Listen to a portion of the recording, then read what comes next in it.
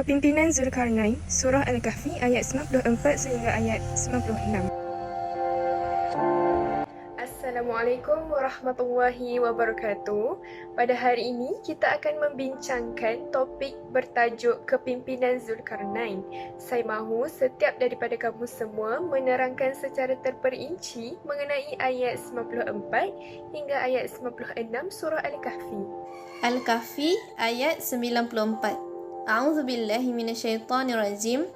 Qalu ya zal qarnaini inna ya'juja wa ma'juja mufsiduna fil ardi fahal naj'alu laka kharajan 'ala an taj'ala bainana wa bainahum sadda. Maksudnya, mereka berkata, wahai Zulkarnain, sesungguhnya Ya'juj dan Ma'juj itu orang-orang yang membuat kerosakan di muka bumi.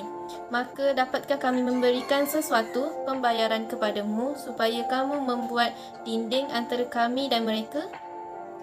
Menurut Ibnu Jurayj yang telah meriwayatkan bahawa yang dimaksudkan dengan lafaz kharajan di dalam ayat ini ialah balasan yang cukup besar. Ayat ini menerangkan tentang penduduk itu akan mengumpulkan dana dengan jumlah yang sangat besar untuk diberikan kepada Zulkarnain sekiranya beliau bersetuju untuk membina tembok yang kukuh, iaitu untuk menghalang Ya'juj dan Ma'juj yang membuat kerosakan di muka bumi ini. Maka Zulkarnain pun bersetuju untuk membangunkan dinding yang kukuh untuk memisahkan Ya'juj dan Ma'juj dengan penduduk kampung di situ. Hal ini demikian untuk menjaga muka bumi ini daripada kerosakan yang akan dilakukan oleh Ya'juj dan Ma'juj. Baiklah, terima kasih bagi yang menerangkan ayat 94 sebentar tadi.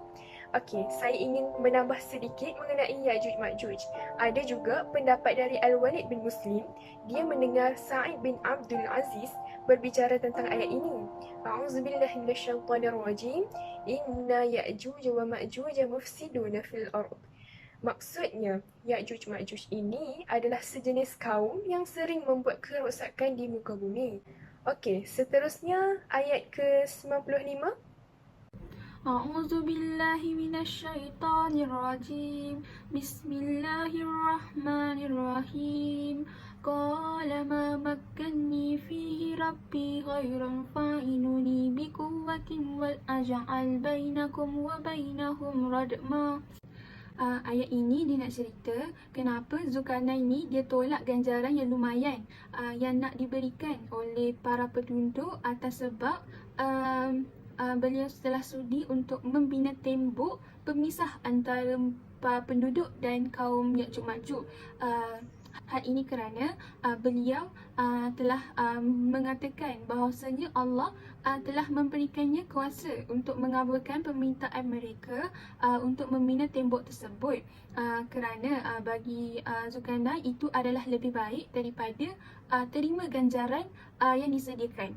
Namun dengan syarat Zulkarnain meminta para penduduk untuk memberi tenaga kerja manusia, menyediakan alat-alatan dan menyediakan para tukang ahli bangunan. Okey, betul. Apa yang dikatakan oleh Zulkarnain itu sama seperti apa yang dikatakan oleh Nabi Sulaiman alaihissalam dalam firman Allah Subhanahu wa taala dalam surah An-Naml ayat ke-36 sehingga ayat ke-39 yang bermaksud, apakah kalian menolong aku dengan harta? Maka apa yang diberikan Allah kepadaku lebih baik daripada apa yang diberikannya kepada kalian. Okey, baiklah. Yang mana kedua-duanya memberi maksud bahawasanya kerajaan dan kekuasaan yang telah dianugerahkan oleh Allah Subhanahu wa taala kepada mereka lebih baik daripada harta atau ganjaran yang ingin diberikan kepada mereka. Okey. Baiklah, seterusnya ayat ke-96. Bismillahirrahmanirrahim. Atuni zubaral hadid hatta idza sawa baina as-sadafain qala anfuhu hatta idza ja'alahu naran qala atuni ufrigh alayhi kitra. Ayat 96 ini bermaksud Zulkarnain berkata, berilah aku potongan-potongan besi hingga apabila besi itu telah sama rata dengan kedua puncak gunung itu, tutuplah api itu. hingga apabila besi itu sudah menjadi merah seperti api, dia pun berkata, "Berilah aku tembaga yang mendidih agar kutuangkan ke atas besi panas itu." Ayat ini menerangkan mengenai Zulkarnain meminta penduduk untuk membawa potongan-potongan besi bagi memudahkannya untuk membina tembok itu. Zulkarnain memasukkan kayu dan batu bata di tengah-tengah tembok besi itu, sehingga besi itu telah sama rata dengan kedua puncak gunung itu. Selepas itu, Zulkarnain menyuruh mereka tiup sehingga mengeluarkan api sehingga besi itu menjadi merah bagaikan api.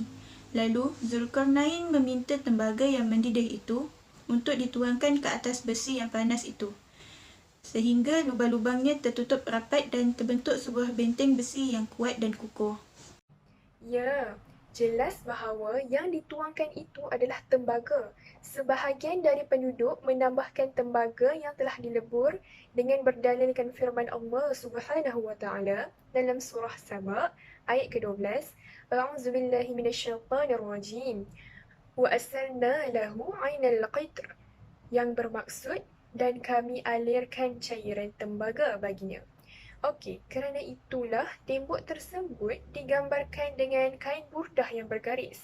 Seterusnya, ada seorang lelaki yang menceritakan kepada Rasulullah SAW bahawa dia telah melihat tembok Ya'juj Ma'juj dan dia melihatnya seperti kain burdah yang bergaris hitam dan merah. Maka Rasulullah pun berkata, "Kalau begitu, bererti kamu telah melihatnya." Okey. Di samping itu, semasa pemerintahan Khalifah Al-Wasiq pula, beliau telah memerintahkan pembantunya untuk membuat satu kumpulan bagi bertujuan untuk melihat tembok tersebut secara terperinci. Mereka pun melihatlah di tembok tersebut. Lalu mereka nampak sebuah pintu besar beserta dengan kunci mangga yang besar di tembok tersebut. Selain itu, dikatakan bahawa tembok itu dikawal ketat oleh para penjaga di situ. Tembok itu juga sangat tinggi, bahkan lebih tinggi dari bukit-bukit di sekelilingnya. Daripada lakonan sebentar tadi, terdapat beberapa pengajaran yang dapat kita ambil dan kita amalkan.